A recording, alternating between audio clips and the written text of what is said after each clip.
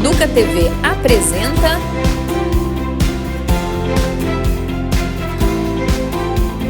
Vamos Conversar. Olá, seja muito bem-vinda e muito bem-vindo ao Vamos Conversar, o podcast aqui da Educa TV.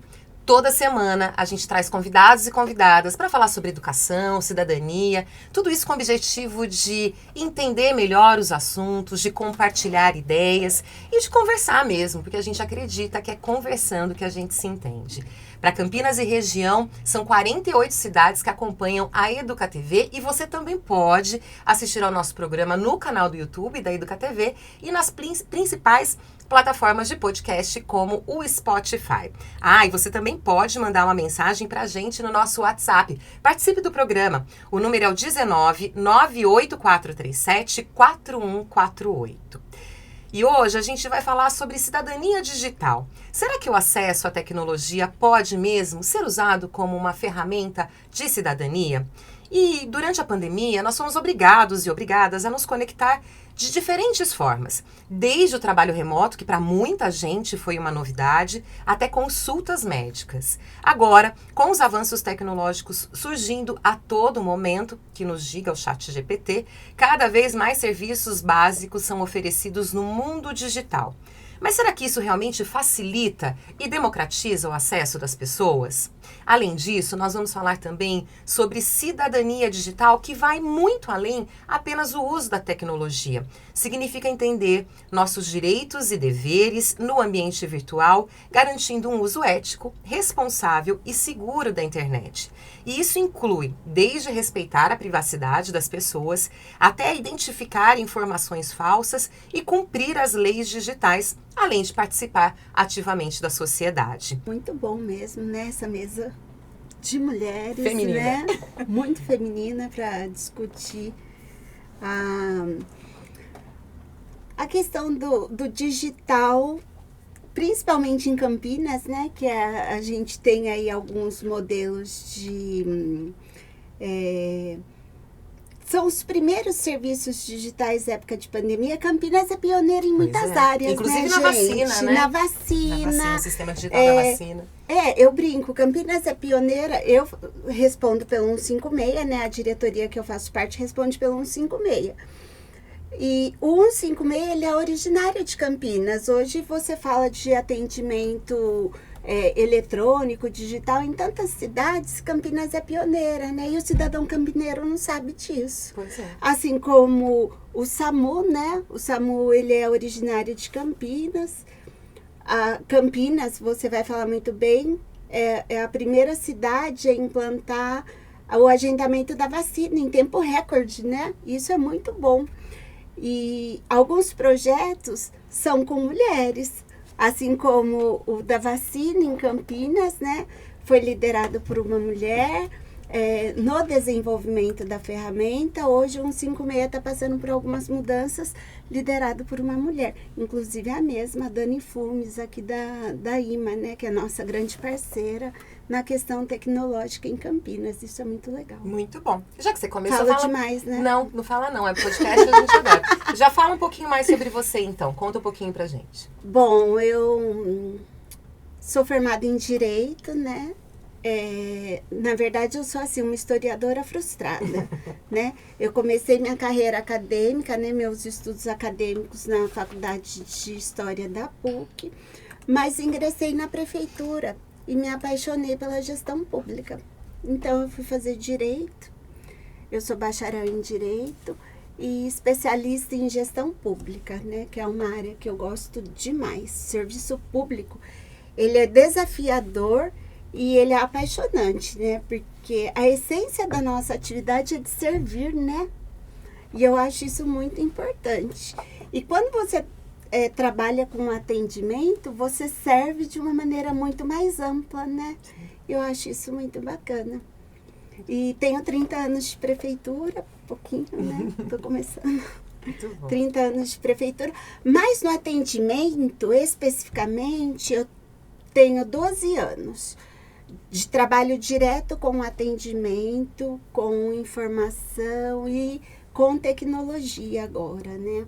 Porque todo o atendimento da prefeitura hoje, desde de um atendimento telefônico, um requerimento, né, um processo, hoje ele é todo feito de maneira eletrônica, não 100%, mas hoje a gente chega a mais de 70%, né?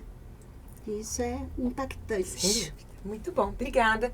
E você, professora, conta um pouquinho pra gente. Bom, a primeira formação em pedagogia, então eu sou pedagoga, e em seguida eu fiz direito. Na época o curso de pedagogia podia ser bacharelado e licenciatura, hoje em dia a gente chama de licenciatura plena, né? As duas coisas estão imbricadas, mas naquele momento eu fiz com uma ênfase em gestão. E fui fazer direito justamente porque sentia falta desse conhecimento para a gestão escolar.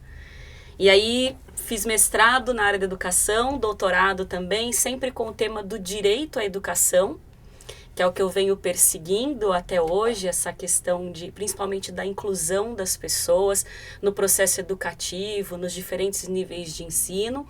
E hoje eu me aproximei de uma temática chamada pobreza multidimensional, que é a gente falar da pobreza sem pensar nos aspectos exclusivamente financeiros. Então, por exemplo, você pode frequentar pelo menos uma festa no mês? Você tem essa condição? Existe um lugar seguro para os seus filhos brincarem? Né? São questões que a gente consegue monetizar, porque tudo no mundo de hoje a gente faz uma conversão, né, financeira, monetizada, mas que se a gente for falar de um salário mínimo, isso fica difícil de ser monetizado. Então, inclusive, nessa discussão, o acesso à informação é também um elemento de se discutir pobreza multidimensional. Sim. Então, eu estou com essa toada aí na faculdade de educação hoje em dia, é isso. É um grande desafio, né? Vai contribuir muito com a gente. E você, Aline, conta pra gente um pouquinho da sua trajetória. Bom, eu me formei, eu sou enfermeira, formada pela PUC. Tô na prefeitura há 10 anos, só que eu sou técnica de enfermagem e faço parte desde a época da vacina, quando começou a parte digital em Campinas. Então, é um prazer hoje falar sobre a parte digital e a cidadania. Sou especialista em saúde pública e estou pós-graduando em docência também. Muito bom. Eu queria pegar esse gancho da vacina, porque eu acho que é importante. Porque eu lembro, na época eu trabalhava num veículo de comunicação, eu participei muito ativamente da cobertura da pandemia, num outro veículo de comunicação, melhor dizendo. E participei muito da cobertura da pandemia, tempos muito difíceis, né? Todos nós, embora estejamos completando 5 anos, eu acho que algumas lembranças ainda estão muito vivas, né? Em nós, em tudo que nós passamos. E eu me lembro dessa sensação de que, claro, todo mundo estava meio perdido, sem saber o que fazer, porque ninguém sabia direito o que estava acontecendo.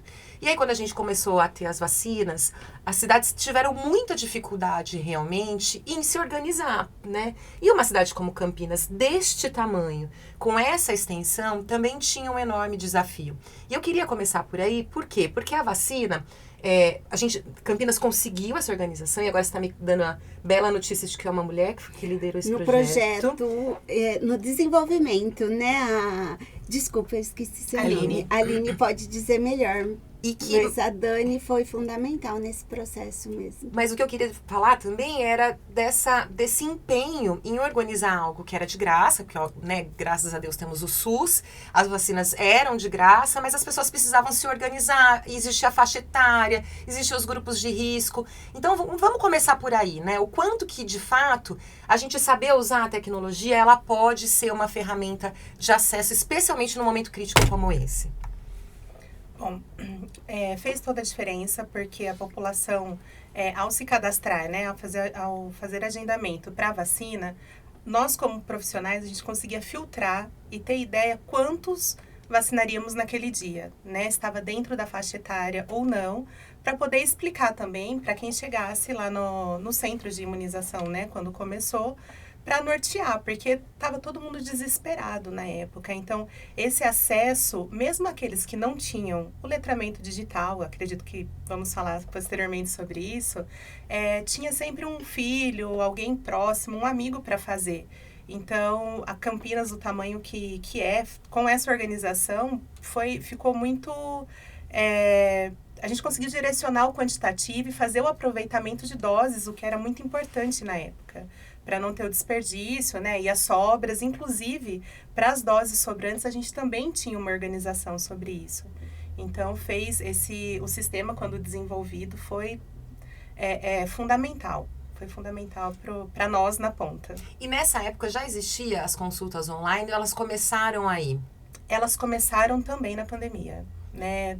Pela necessidade do monitoramento dos crônicos, né? Que eles não poderiam ir até as unidades, justamente porque eram grupos de risco. Então, começou um monitoramento através do WhatsApp, de uma forma um pouco mais... rudimentar, né? Era ativa, né? Vocês faziam exatamente, a era ligação, era informal, né? Era mais informal. Então, até que veio mesmo o desenvolvimento de uma plataforma, né? Que quando foi em 2022, 2023. Mas foi no início da pandemia, sim. Você participou disso de alguma forma, Karen? Conta pra gente. A diretoria de informação, o 156 é atrelado à diretoria de informação. Então, todos os programas, projetos de todas as secretarias, de alguma forma, eles vão impactar o atendimento ao cidadão. E o 156 participou. Na época foi criado o Comitê de Enfrentamento à Pandemia e o 156 era um canal de acolhimento, porque não tinha, já existia assim, o saque de finanças, mas o geral que atende Campinas era o 156. Então as pessoas começaram a ligar para saber de vacina, o que estava acontecendo, o decreto, né, que fechou a cidade. Então era tudo via 156. 156 não parou, assim como o Disque Saúde não parou. Eu falo que foi a época que a gente trabalhou assim insanamente, né? Porque era dia e noite, literalmente, né? Saúde e o 156 nesse respaldo, né? De transmitir essa informação, de orientar o cidadão, porque embora hoje a gente fale muito em tecnologia, é muito difícil ainda o acesso. A gente brinca que assim, o WhatsApp todo mundo tem, TikTok todo mundo tem, Instagram grande maioria, né? Mas quando é para a pessoa exercer a cidadania, ele se perde. O cidadão, ele não consegue só. E onde entra um 156? Exatamente nesse acolhimento, nessa orientação e nessa difusão dessa informação. E a gente apoiou muito na época da pandemia. Na verdade, a prefeitura, né, criou-se um grupo intersetorial exatamente para, né, com reuniões semanais intensas, porque a pandemia virou a chave, né? O 156 sempre foi telefônico, a gente tinha um pouquinho de acesso no digital por meio da web. E a gente foi vendo mesmo essa necessidade de aproximar de um outro público, né? Desse jovem mais interativo, desse cidadão maduro, mas que já tem aí um acesso à tecnologia. E o jovem que é intuitivo, né? No nosso ponto de vista. Para o jovem é muito fácil ele lidar com essa informação de maneira eletrônica, né? Ana, ela trouxe... Você ia falar alguma coisa? E eu ia imagina, eu ia comentar que é interessante nas falas delas, tem 2 elementos muito importantes. O primeiro deles é que a pandemia usou alguns pontos de partida como se fossem verdades absolutas. Todo mundo tem um telefone celular, todo mundo tem acesso à internet. E não é verdade isso, nem hoje. Naquele momento a gente tinha alguns dados de que no Brasil 76% das pessoas tinham acesso à internet. E para você ter uma ideia, hoje a gente fala em torno de 90%, 93%. Claro que esse número cai muito quando a gente vai para uma situação mais ruralizada, né? E Campinas tem essa característica de ser uma cidade bem urbanizada, mas ela ainda tem uma população rural bastante forte. E um outro elemento de contar com a solidariedade. Ter um amigo, um filho, né? E o problema da cidadania é que ela é totalmente dependente da autonomia. Então, você ser dependente de alguém, é claro, a gente estava numa situação de vida ou morte e a gente precisava não só nesses momentos de solidariedade, mas como em outras situações, né? Mas lembrar que, inclusive, as empresas, né, telefonias, elas, se vocês prestarem atenção, elas fazem assim: compra um pacote, mas WhatsApp, Facebook e Instagram é de graça. Então, esses ficam sendo os pontos principais de interação, são totalmente intuitivos e tem um esquema de como é que fala? Que vai escolhendo, né? O algoritmo vai te administrando oferecendo informações que também não ajuda muito a direcionar para informações que, por exemplo, não sejam fake news, né? Então, a gente partiu do pressuposto que estava todo mundo apto para alguma coisa. E essa suposição, ela é muito interessante porque ela deveria ser verdadeira. Porque em 2014, a gente lançou o Marco Civil da Internet. E lá a gente disponibilizou, entre várias coisas, que a internet é uma ferramenta essencial para a cidadania. Então, a gente já estava, ia bem há uns 6 anos, né, com esse marco civil, mas a nossa tecnologia e o acesso e essa universalização não andou, não tinha acontecido, né? Então, acho, e assim, ter mantido o serviço telefônico fixo, né, para as pessoas poderem fazer uma certa transição com o 56, eu acho isso importante porque o processo de transição, ele tem que se pensar em todo tipo de usuário, né? Os usuários que estão com acesso total à internet, se viram bem com as informações, aqueles que estão sozinhos. Nós estamos numa situação em que as cidades, né, do Brasil estão envelhecendo.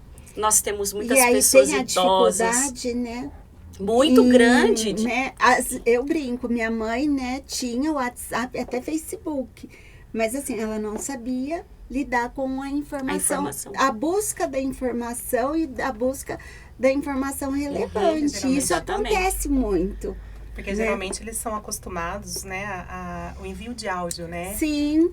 E fica, o áudio. Exatamente. Aliás, eu nem sei se isso é uma fake news que eu posso estar propagando aqui, mas eu lembro de ter lido isso no meio de divulgação importante, dizendo que uma das maneiras de não restringir a quantidade de tempo de áudio que ela existe no Instagram pro WhatsApp é porque no Brasil o uso do áudio entre todos os países é o maior. Então, se reduzisse, o brasileiro teria que gravar 50 vezes para fazer um podcast, né, via WhatsApp. Ana, isso que quando eu te chamei, eu ia perguntar um pouco sobre isso mesmo, assim, né? Porque a Karen trouxe aqui, né, a história que as pessoas têm mais acesso ao Instagram, ao TikTok, ao Facebook, mas eles são feitos para isso, né? E são mais populares. Então, quando chega uma nova tecnologia, essa sensibilidade, por exemplo, de manter o contato telefônico ainda, claro, né, para quem já consegue digitalmente, isso facilita, mas de ter essa sensibilidade, de entender que a gente está falando de pessoas de perfis muito diferentes, é importante. Com certeza. A gente tem que sempre ter um mapeamento do perfil da nossa sociedade. Então, como ela falou, Campinas é pioneira em várias coisas. A gente não sabe. Então, por que a gente não sabe? Porque a gente não divulga informação, ou da forma que a gente divulga. Quem está na área da saúde, para mim, é sempre um excelente termômetro, porque para eles chega, é a porta, o posto de saúde é a porta de entrada para a gente ter vários dados importantes, várias informações. E aí você ter essa... E também um tipo de sensibilidade, né? Então, por exemplo, a minha irmã trabalha com essa coisa de organização de site, o algoritmo para poder levar as informações e tal. Talvez ela até brigue comigo, que eu não estou sabendo traduzir o que ela faz, mas tudo bem. Mas uma das coisas que ela estava discutindo com a gente em casa outro dia é sobre o dedo de homens mais velhos que trabalharam muito com questões manuais. O touchscreen para eles é impossível. Então, como é que a gente tem que pensar numa forma? Até a pessoa sabe usar, mas ela não consegue fisicamente acessar o touchscreen, porque aí o dedo já é mais áspero, as mãos já são mais grossas por conta desse trabalho, né? Nós temos que pensar nisso também. Inclusive para os adolescentes que hoje digitam com 2 dedos, um negócio que eu vou demorar 3 anos para digitar com um dedo só, né? Então, essa sensibilidade, ela é super importante. Eu acho que ela só é possível quando você põe diversos grupos para trabalhar. Então, é legal quando as duas fazem essa vinculação. Porque a gente vê, tem um negócio acontecendo aqui, vamos passar para os colegas da informação, para eles saberem também. A intersetorialidade é super importante nesse processo de levar a informação e perceber os perfis que existem naquele lugar e como é que a gente vai lidar com esses perfis, né? Então, é super importante. E você garantir, né, a qualidade da informação independente do nível de conhecimento tecnológico, que eu acho que esse é um grande desafio também. Porque a gente está numa fase que tudo é tecnologia, e todo mundo tem que saber, e assim, é uma briga, você explicar, não é todo mundo que tem que saber, não é todo mundo que o dedinho vai funcionar, porque não é só dos homens, né, tem senhoras que Sim. não, né, você vai, hoje o ponto eletrônico é por biometria, eu tenho funcionária de 50 anos que não tem mais. Eu falo, gente, acontece, não é a máquina. É tudo lindo, gente. Na teoria é tudo lindo. A tecnologia é linda, a máquina é linda, só que tem o lado do usuário também. Tem a dificuldade de cada um. Eu brinco, as minhas filhas são super tecnológicas. Como você disse, eu vejo a minha adolescente, a minha de 10 anos, é uma agilidade, uma rapidez que eu falo, eu não tenho. A gente não tem. Mas eles também, daqui a 10, 20 anos, eles também estarão, né? Obsoletos. Né? Eles estarão no nosso local atual, né? Porque, e é difícil você...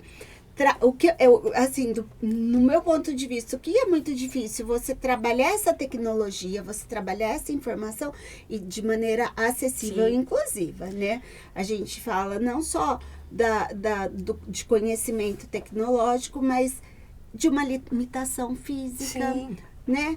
De uma limitação que você não consegue. E eu acho que a prefeitura, nesse ponto, a gente tem evoluído de uma maneira legal, né?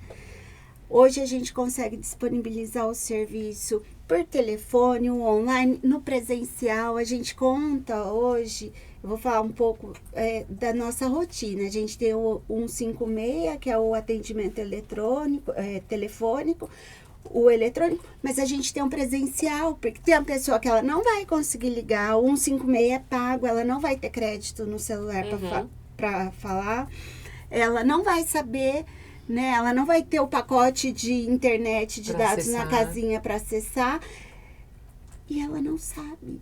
Se você falar, entra na página da prefeitura, é como se você estivesse mandando ela para o lugar mais obscuro do mundo.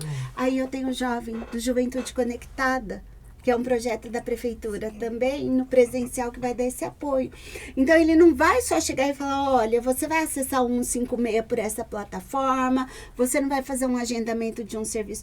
Ele vai sentar com o cidadão e vai mostrar para o cidadão qual é o caminho, onde ele vai, como que ele vai acessar. E essa dinâmica é muito bacana, porque você não fala só do serviço digital, que a gente fala do serviço digital que o garotinho está usando para ensinar o cidadão que não sabe acessar. Então é muito bacana essa dinâmica, né? E na saúde? Então, eu ia falar um pouquinho. Eu tenho uma experiência super bacana com relação a isso. Nós fizemos um letramento digital com os usuários do CAPES. E aí... Explicar para quem está ouvindo e vendo a gente o que é o CAPES. O CAPES é o Centro de Atenção Psicossocial aqui de Campinas.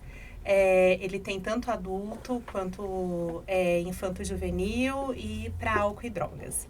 E aí nós tivemos para todos os CAPES do município. E foi super interessante porque nós montamos um projeto, né, a pedido mesmo, foi um pedido de um vereador do município. E aí a gente pensou, poxa, né, são pessoas, o quanto eles têm de informação, o quanto eles têm acesso, né, como a gente não sabia o que nós encontraríamos junto com os profissionais dos CAPES.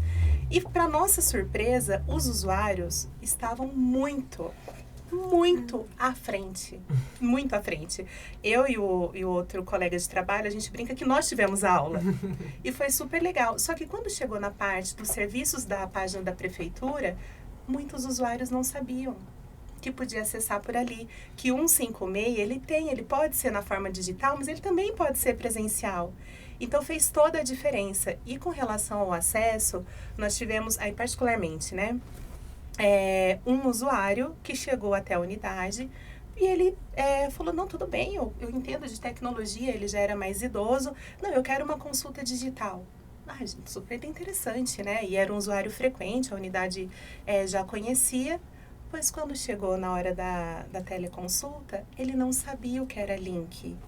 Ah, olha só. Ele não sabia que ele tinha que clicar no link. Tinha que clicar no link, porque para ele o acesso digital seria pelo WhatsApp, através do áudio, porque ele não tem um letramento digital. E como ele é Exatamente. super comunicativo, um frequentador assíduo da unidade, e ele se dispôs a fazer, então todo mundo entendeu que ele conseguiria, Tava Assumiu, que ele assumiu. estava apto. Então, assim, eu falo, um outro podcast que eu gravei, eu contei esse mesmo caso, porque é muito interessante.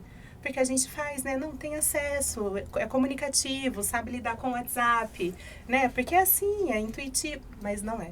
Então, é muito Isso que a gente nem está comentando sobre os analfabetos. Sim. Sim. O Brasil ainda é um país que tem 8% da população nacional analfabeta, né? E com uma diminuição significativa das escolas de educação de jovens e adultos. Então, cada vez menos espaço para as pessoas. E aí você vê, tem que superar vários letramentos, né? Tem que superar a coisa de... Porque a pessoa se vira no cotidiano, ela pega o ônibus, ela vai trabalhar, né?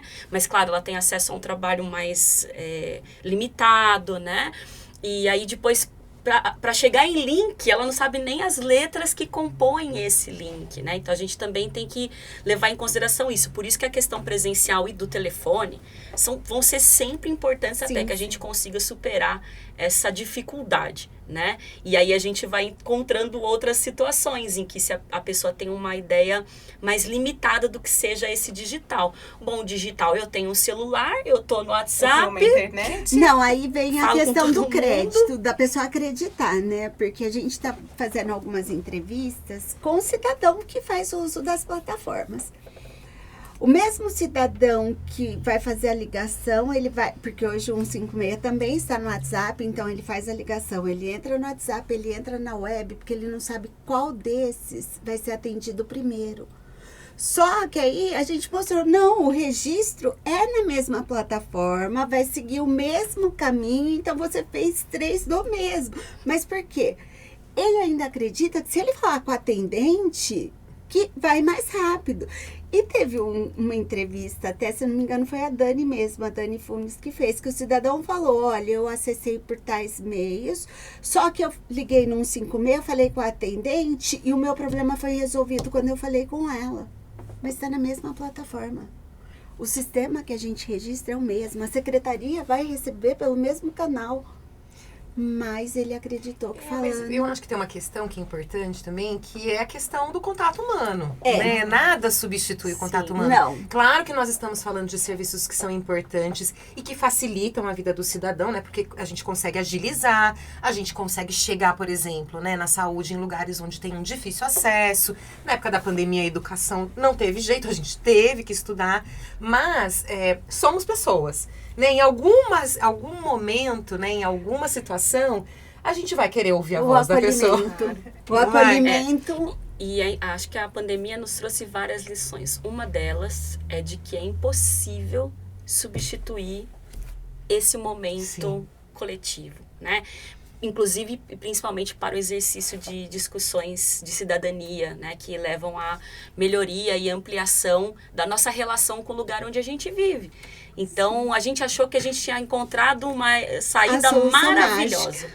Não foi nada disso, as interações diminuíram bastante quando você tem aulas online. Algumas instituições de ensino acabaram colocando essa questão, algumas disciplinas presenciais e outras online. A gente sabe que no online não tem a mesma discussão que no presencial, né? E aí a gente percebe que há essa necessidade de garantir em alguns momentos que sejam esses contatos. E ao encontro do que você mencionou agora, do contato humano, né? A gente também está começando a ficar com um pouco de raiva, acho que talvez a expressão seja um pouco forte, mas quando a gente tem que lidar com empresas privadas em que o atendimento é totalmente robotizado. E eu acho que isso também causa uma certa angústia, e quando a gente vai falar de serviços públicos, que aí eu acho que é uma outra categoria, né? Uma outra dá. discussão. Então você fica lá, aperta 1, aperta 2, eu não entendi o que você quer, o que você quer não tem aqui. Eu falei, meu Deus, eu quero falar com É alguém. desesperador. Não, mas é desesperador. E a gente até brincou, quando a gente lançou o WhatsApp no 156 no WhatsApp, a gente falou, nossa, gente, vai cair ligação. Então, a gente tinha uma expectativa de migração. Diminuiu. O contato telefônico. O telefônico diminuiu.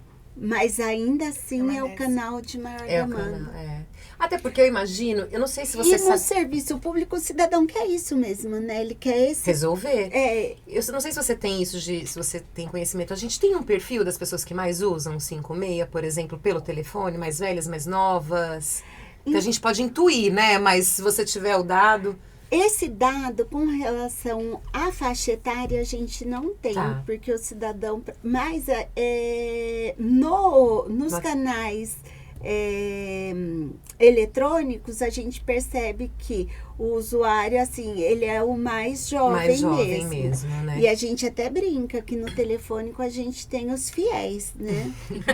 Que eles ligam assim, eu falo que um 56, ele faz esse acolhimento, né? Então tem o cidadão que liga, ele pede uma poda de árvore, mas aí ele vai falar do vizinho, e tem uns que são super conhecidos, a gente até brinca, fala, olha, o fulano tá ligando porque ele quer conversar, ele não quer só falar da cidade. Ele quer ser acolhido. E onde ele busca esse acolhimento quando ele é só no 56? Não, e tem uma questão também, né? Que a gente está falando de um 56, que é um serviço também de exercício de cidadania. Super. Porque a pessoa tá lá buscando. E eu também é outra intuição, tá? Eu tenho uma impressão de que nem todo mundo recorre a um 56 nos casos em que poderia recorrer. E eu vou dizer isso porque eu vivo num condomínio de prédios. E de vira e mexe, alguém fala assim, eu não sei o que é o buraco. Ele falou assim, mas você ligou num 56? Você mandou? Não.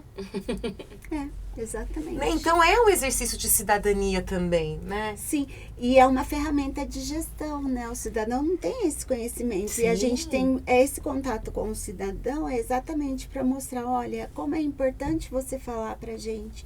Porque é o cidadão trazendo a informação pra gente. Sim. Né?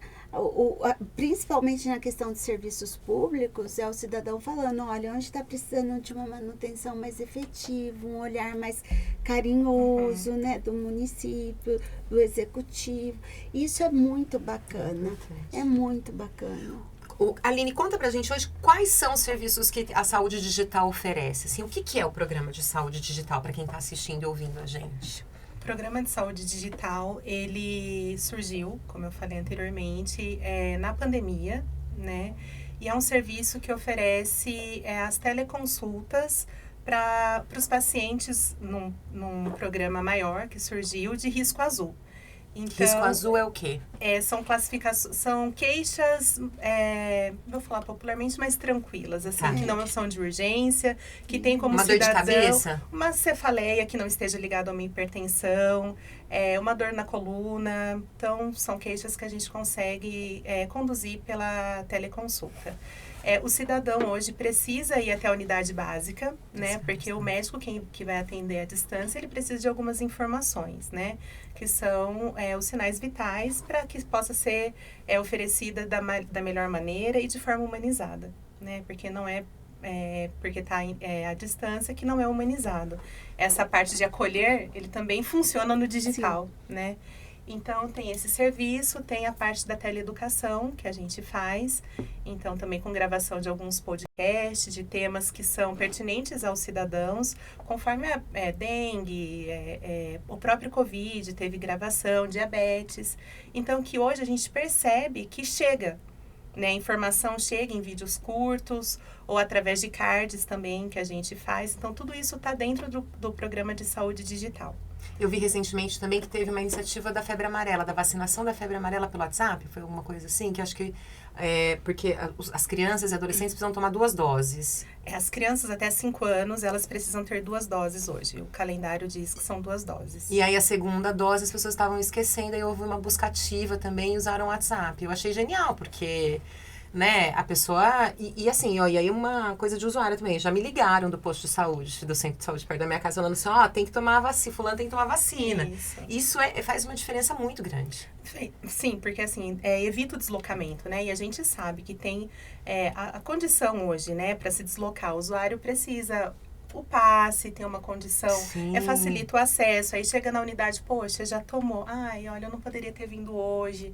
O horário de trabalho, eu tive que sair. Então, facilitou. Realmente, as unidades optaram pelo WhatsApp para comunicar aos cidadãos. Olha, já tomou? Manda a carteirinha de vacina dentro das leis de proteção de dado, né? Nos informe, senão a gente, olhando a carteirinha, então não, olha, realmente tem que vir, precisa fazer a segunda dose, ou mesmo a primeira dose, não consta no calendário. Então, a gente viu um sucesso, o alcance foi bem positivo. Muito bem. Professora, nós falamos aqui de alguns letramentos, e aí eu queria falar agora um pouco do comportamento das pessoas na internet. Como é que a gente exerce a nossa cidadania para além aqui dos serviços públicos? O que é ser um cidadão na internet, na sua opinião? Eu penso que a gente tinha que discutir o antes, né? A internet é uma ferramenta. E antes disso, como a gente exercia essa cidadania? A gente estava presente ou participando dos espaços de discussão, né, para pensar soluções. A gente estava lá quando tinha uma audiência pública e tal. Claro que tem alguns elementos super importantes. Muita gente trabalha, essas coisas acontecem em horário de trabalho, dificilmente elas têm liberdade ou uma licença para poder sair dos seus trabalhos e participarem. Então, acho que o primeiro tópico é pensar sobre como a sociedade hoje e essas nossas obrigações imediatas interferem nessas outras questões que também são do nosso interesse, né? Independentemente da existência ou não da internet. E aí vem a questão da internet. Então vamos facilitar, vamos fazer uma consulta, não vai ser só um dia, vai ficar aberto lá um espaço para as pessoas. Legal, essa pessoa se lembra como é ser cordial, né, com os outros no seu cotidiano, porque também essas interações cotidianas vão aparecer ali. E aí a gente vai vendo que infelizmente, a internet, do mesmo jeito, acho que na mesma medida, não acredito que eu esteja exagerando nisso, mas na mesma medida em que ela abre um espaço para a gente contornar problemas sobre limitação de tempo, lugar e tal, do outro lado, ela também permite algumas situações que a pessoa se sente confortável em fazer, porque você consegue não mostrar quem você é na internet. Então, quando você tem a opção de se colocar anônimo ou criar um perfil fake, você começa a interagir com as pessoas numa perspectiva extremamente agressiva, né? E aqui no Brasil tem uma confusão muito grande sobre o que é liberdade de expressão. As pessoas, elas acham que o planeta Terra é um bloco. E não é. Cada país, cada lugar tem a sua própria legislação, né? Pra vocês terem uma ideia, a Constituição dos Estados Unidos, o pessoal fala, ela é super curtinha, tem menos de 20 artigos. Não é. A Constituição norte-americana é essa Constituição, mas todas as decisões da Suprema Corte. E no Brasil, a nossa Constituição, e fica aqui a dica para que todo mundo leia, eu sei que assusta falar de jurídico, de direito, mas vale a pena ler, muitas coisas vocês vão entender. E aí vão entender sobre vocês também na nossa sociedade, né? A Constituição Federal seria como essa moldura que diz para nós qual é o limite daquilo que a gente fala. Então, por exemplo, racismo é crime no Brasil. Tem uma pena para quem faz isso. Então, não, você não tem liberdade de dizer que você não gosta de uma pessoa porque ela é negra. Não existe essa liberdade aqui. A gente acabou também de estabelecer o uso da Lei Maria da Penha para a comunidade LGBTQIA+. Então, não, você não tem a liberdade de dizer que uma pessoa, porque é desse grupo, não tem o direito a alguma coisa. Então, no nosso país, a liberdade de expressão está muito bem estabelecida. E a gente precisa se lembrar disso, porque aí as pessoas se esquecem. A gente sempre tem que dar um crédito para a falta do conhecimento, né? E depois de conhecer a gente fica responsável por isso.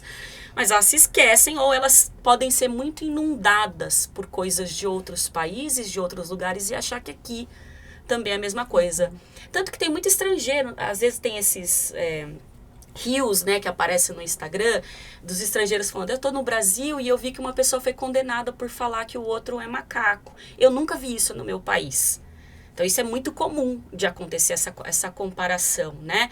Então, a gente precisa lembrar que qualquer exercício de cidadania e de opinião, então é óbvio, as pessoas todas têm o direito de opinar, mas elas têm um limite nesta opinião. Então, por exemplo, você não é a favor de cotas. Tudo bem. Mas você vai ter que, então, estabelecer qual é o parâmetro para dizer que você é contra, sem dizer que essas pessoas negras estão roubando meu lugar porque elas são negras. Aí você vai ter que encontrar um outro tipo de argumento, que não será esse. Você quer uma justificativa financeira? Ah, cotas são caras. Sei lá, você vai arranjar. Mas você não vai discutir que é porque a gente está atendendo um determinado grupo, né? Então, acho que isso que influencia muito, isso que permite, né, dar essa permissão da pessoa no anonimato, ou às vezes até se mostrando mesmo, achar que ela pode tudo, porque há uma liberdade de expressão, né?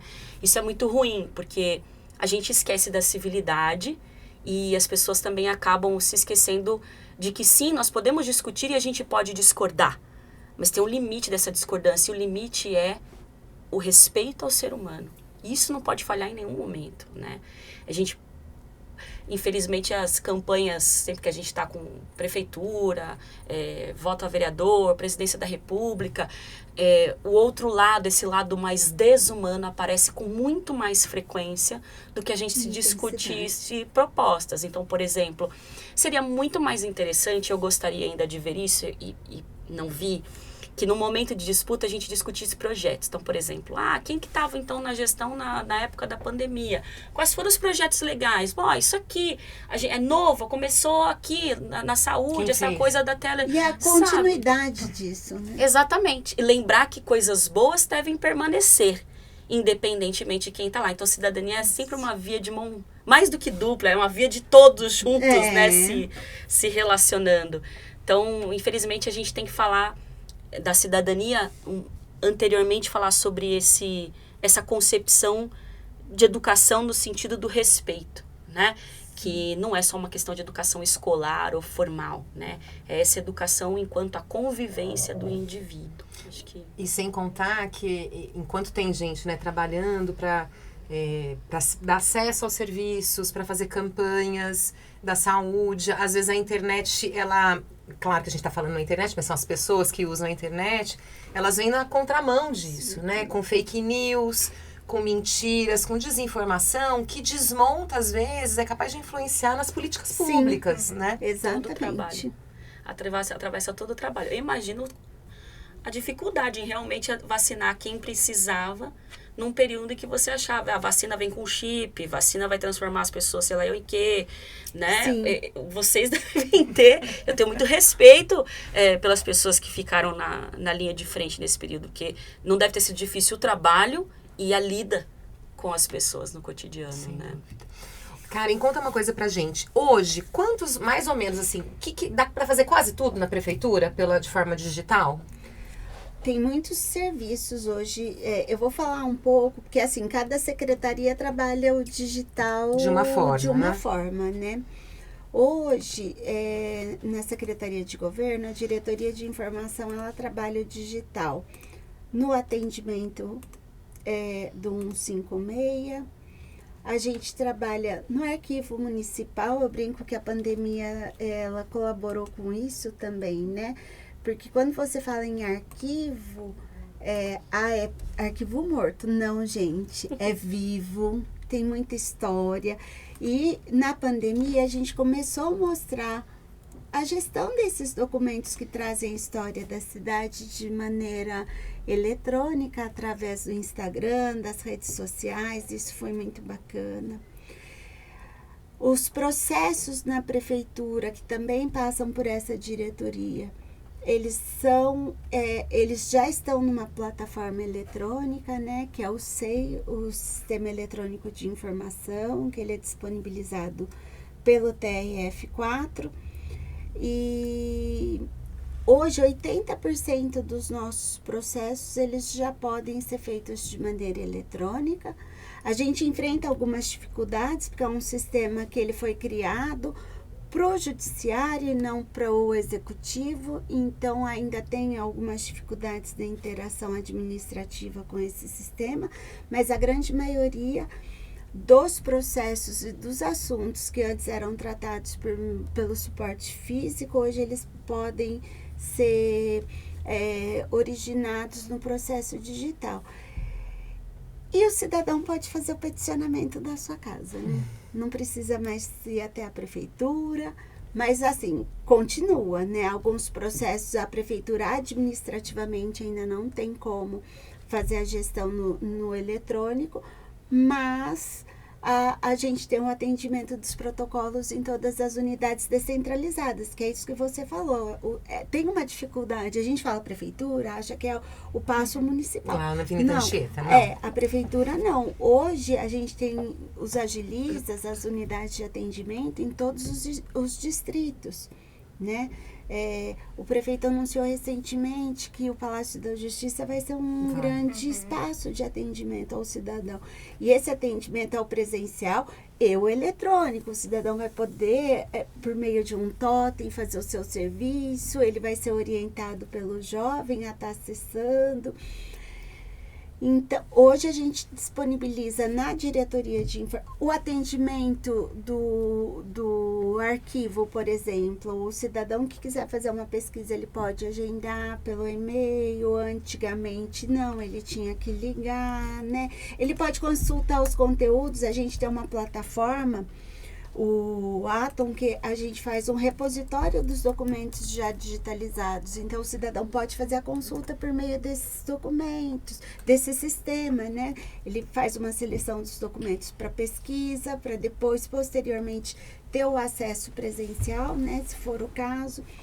Então, hoje o digital, ele tá assim, em todas as formas de atendimento, porque o processo é uma forma de atendimento também, né? Então, hoje o digital, ele tá em todas as plataformas de atendimento da prefeitura. E olha, uma coisa que eu não posso deixar de dizer é que este espaço aqui é uma política pública também do sistema, né? Esse estúdio aqui da IMA, nós estamos aqui no estúdio da IMA, é uma que eu como, né, jornalista, como comunicadora, e como uma pessoa que tem muita esperança que um dia a gente só consiga ter informações mesmo, né? Que a gente tem que democratizar a informação, mas a gente tem que ter responsabilidade. As pessoas podem vir aqui para falar sobre os seus assuntos, para ter o seu podcast. E isso é uma política pública também muito importante. E eu não posso deixar passar também que a professora falou das pessoas que ainda não sabem ler e escrever, e Campinas tem o EJA, que é muito forte, e que eu já fiz algumas matérias lá. Toda vez que eu vou ao EJA, eu fico muito emocionada, porque é uma política de reparação, né? Essas pessoas deveriam ter tido direito de aprender, né, na idade certa, mas não tendo, existe essa política. Eu vou deixar o WhatsApp, porque se alguém estiver assistindo a gente, conhece alguém que precisa, né, e aí são jovens e adultos, jovens a partir dos 16 ou 18, com 15 anos, Pro ensino fundamental a partir dos 15 anos e pro ensino médio a partir dos 18. Muito bem, professora. Ó, 19-9400-2598. É importante que todo mundo, né, consiga aí também se alfabetizar, claro, ainda que mais tarde. Eu queria aproveitar e dizer que também o trabalho das colegas e dos setores, quando eles disponibilizam informações públicas, isso ajuda muito a universidade.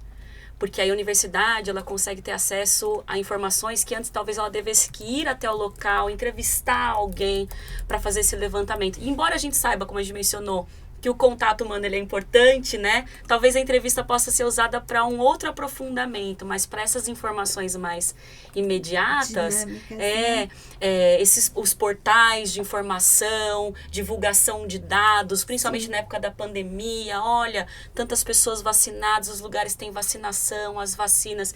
Isso é sempre muito importante, isso ajuda o nosso trabalho lá na universidade a caminhar a passos mais largos. Então, não é só uma questão de atendimento direto às pessoas que precisam, mas também na construção do conhecimento para que a gente amplie mais e possa ajudar até a melhorar esses ambientes. Vou sabe? pegar o seu gancho e dizer que na comunicação também, porque ainda lembrando da pandemia, como a gente tinha o acesso digital dos lugares de vacinação, das vacinas que tinham um nome, sobrantes, eu acho que a gente chamava, não era? Isso, das doses sobrantes. Eu trabalhava em rádio, que as pessoas ainda ouvem muito rádio, que é uma coisa ao vivo, a gente avisava, a gente dizia como é que estava. Isso também é muito importante, porque as pessoas precisam também ter acesso à informação. Muito bem, estamos terminando, mas eu quero que cada uma de vocês deixe aqui a sua mensagem final, para a gente poder encerrar. Começa com você. Bom, primeiro eu queria agradecer o convite. A Secretaria de Educação é uma grande parceira da diretoria que eu represento, né? Porque a gente tem um trabalho ali com o Centro de Memória, com formação dos educadores para a preservação da memória. Queria agradecer vocês pela presença também. Muito bom trocar, né? Porque a gente discutindo, porque cada uma no seu quadrado, e quando a gente senta aqui, a gente vê que uma interfere na outra, né? Na nossa vida profissional e pessoal, porque antes de mais nada somos todos, né, cidadãos. E é isso, meninas. Muito obrigada. Obrigada, querida, pela sua participação. Você, Aline, por favor. Também agradeço a participação, é muito bom, faço minhas palavras da Karen, para a gente poder entender como funciona, né, e quanto nos esbarramos dentro dos acessos. Muito obrigada. Você, professora. Eu agradeço muito, pode me chamar de Ana. É que pra mim, professora, é assim, título tão maravilhoso. Nossa, Muito obrigada, agradeço muito.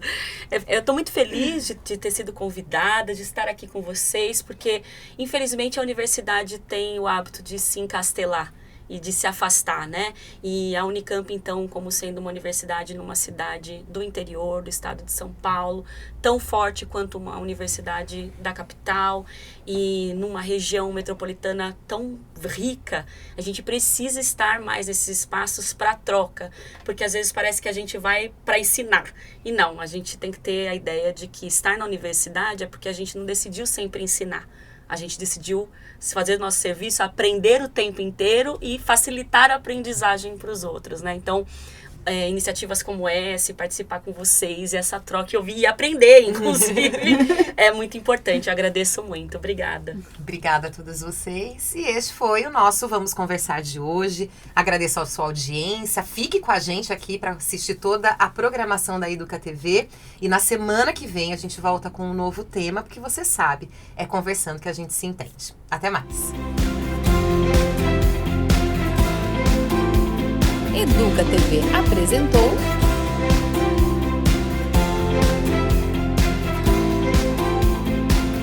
Vamos Conversar. Prefeitura de Campinas, Secretaria de Educação, Produtora Rio Brasil Digital. Educa TV Campinas, um mundo de conhecimento para você.